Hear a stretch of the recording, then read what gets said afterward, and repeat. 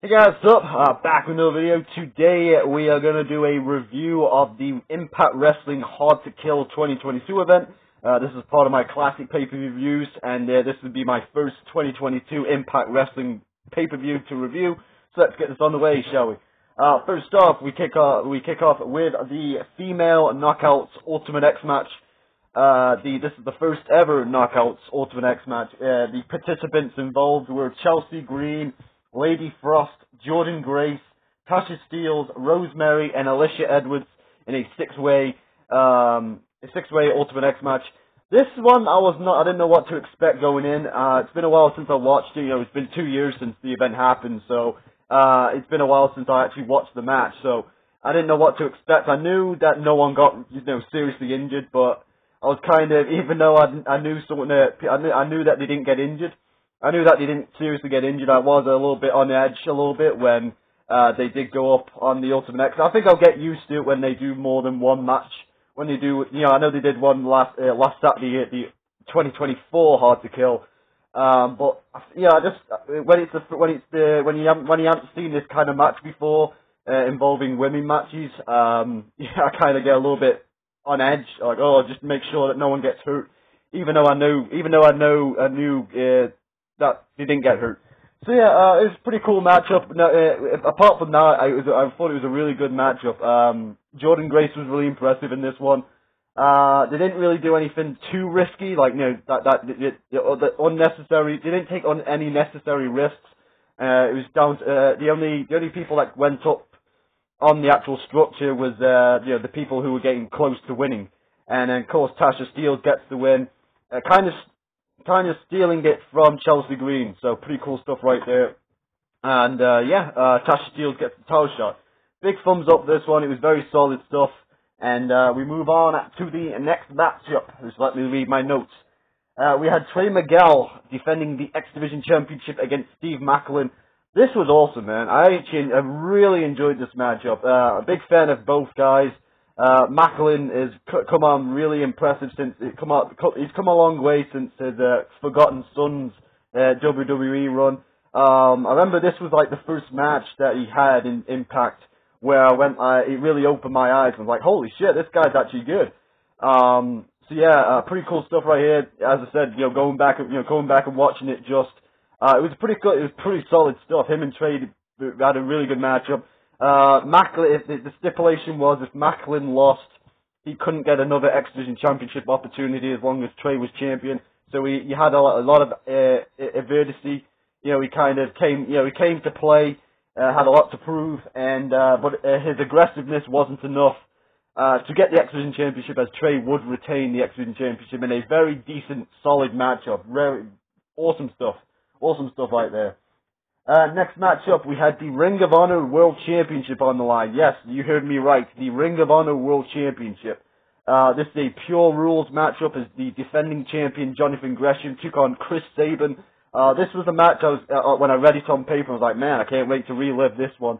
It was a bit slow at the beginning, very slow pace. Jonathan Gresham kind of taking the tempo out of the match with the whole submission game, and kind of taking the kind of doing the technical style, with arm manipulation, really good, working over the arm of Chris Sabin. Really good stuff right there. But the last 5 minutes, man, that was freaking awesome. The last 5 minutes of this match was like, holy shit, it was intense. It just built and built and built, and then that last sequence, that finishing sequence before the finish was absolutely awesome. So, fantastic stuff right here. Big thumbs up to this match. Jonathan Gresham retains, and we move on to the next matchup. So big thumbs up to that match. Very awesome stuff. Next matchup, we had Josh Alexander, the walking weapon, Josh Alexander, taking on Mass Destruction, the top dog, Jonah, better known as Bronson Reed in the WWE right now. So pretty cool stuff right here. Again, this match, just like the previous match, this match started out very slow, but it picked up in the middle. In the middle, I was actually a bit worried that this match might be a bit of a letdown, because it was very going along very slowly. This was one of the matches I was looking forward to rewatching, and but in the middle part I was like, ooh, this one's not, this one's very slow, and I'm not really feeling it so far. And then towards and then just as I said that, Josh Alexander does a fucking crossbody over the guardrail from the top rope onto Jonah, who was sitting in the chairs at ringside. So that was pretty fucking cool. Yeah, Josh really worked the ankle. It was kind of like it was kind of like physique, not physique. What am I on about? Strategy. It was basically strategy versus strength. Basically, that's what I meant to say. I was trying to think of the other word for it, but I couldn't think of it. But yeah, it was strategy versus strength. You know, Josh's Alexander's strategy was basically to get the ankle to wear the big man down, and that's what he did. Jonah went for a moonsault that made me scream. It made me scream because I was like, "Oh my God, Josh, get out of the way! Josh, get out of the way! Josh, get out of the way!" And then when he did get out of the way, I still screamed because I was like, I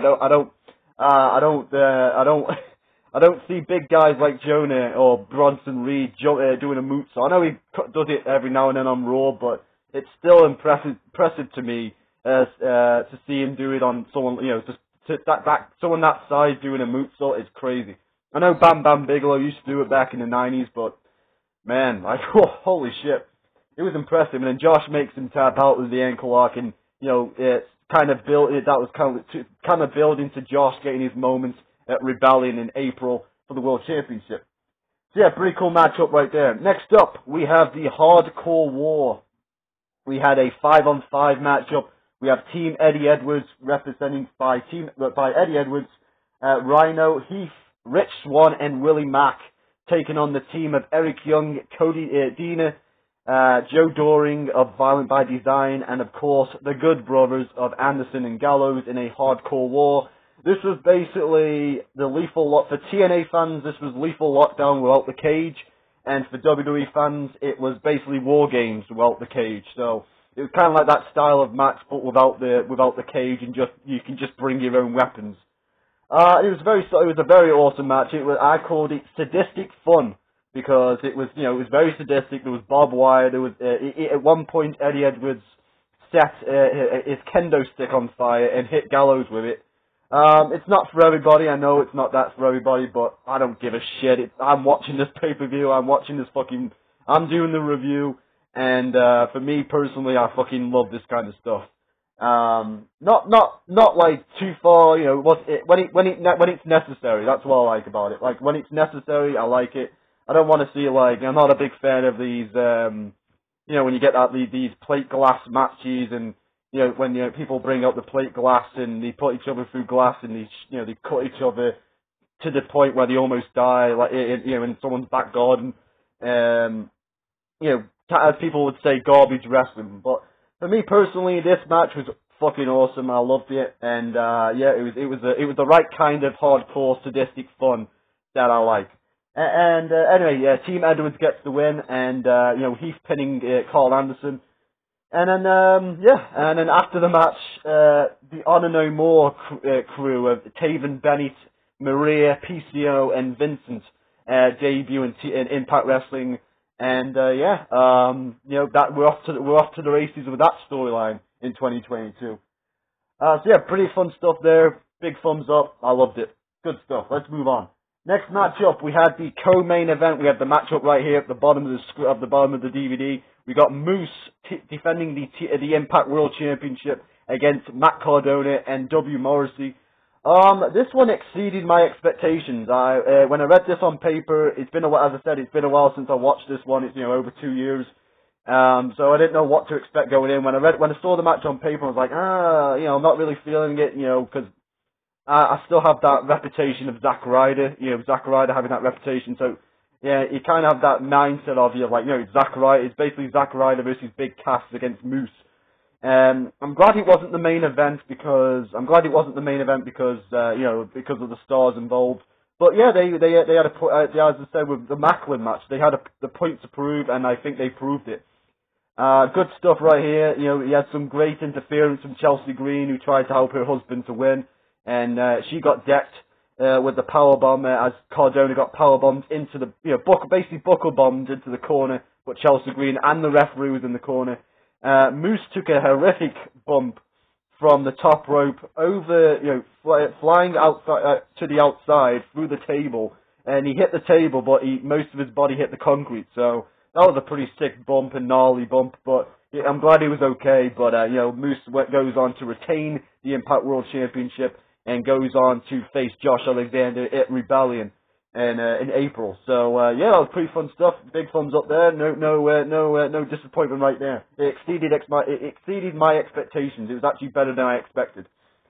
And then of course we have the main event. We have Mickie James, Miss Hardcore Country herself, the Impact Knockout Champion at the time, with all the momentum in the world as she was going to be in the Royal Rumble that year, in the Women's Royal Rumble. You know, they talked about it for most of the night. Every time Mickie was talked about, you know, how she was going to make history, being the Knockout Champion, going into the Royal Rumble. Kind of made it a bit predictable who was going to win this matchup, but the match itself. Solid stuff for her and Deonna Purrazzo. Yeah, it was very hardcore. The only thing I didn't like about it was the finish. I felt it came off a bit wonky. You know, where it was kind of a bit wonky because like Deonna Purrazzo went to do the whole chair spot where she goes to hit Mickie with she runs at Mickie with the chair and Mickie ducks and Deonna hits the ropes with the chair and bounces in and hits her own head. The problem was, Mickie was in the middle of the ring, so when Mickie ducked, Deonna Purrazzo had to run a couple more inches and whack the chair off the ropes. I could have done without that. That could have been polished up a little bit more, but, you know, it was what it was. And then the DDT, I think it was supposed to be a DDT into the tacks, but the problem was, I don't know, something like it went a bit wonky and Mickie James didn't get all of the connect that she wanted, and they ended up, maybe going through a scatter of tacks, like a little bit of, like a small little part of the tacks at the side of the tacks. But they didn't get the full impact of it, what they wanted. Anyway, apart from the finish, it didn't let down the match. It was just a bit of a wonky finish, but I thought it was a very solid matchup. It was the Texas Death Match for the Knockout Championship, if I didn't mention that already. And yeah, it was a pretty solid matchup, really fun. And of course, Mickie James would then go into the Royal Rumble as the Knockout Champion. It was a pretty fun show. Really, really fun show. I'm glad I watched it. I don't know why I put it off for this long. That's on me, you know, shame on me. But I'm glad that I watched it because, you know, really solid stuff. I might actually go back maybe in a couple of weeks' time or whatever, and you know, every now and then, and go back and watch a couple of these matches back whenever I can. But until then, guys, I'm going to give this show a 9 out of 10 because I was really impressed with the show. Impact knocked out the park once again with this show. And, 9 out of 10. Tell me what you think in the comments, guys. Tell me if you agree or disagree with my score. And, if you do disagree, keep it to yourself. I'm only kidding, guys. I'm only kidding.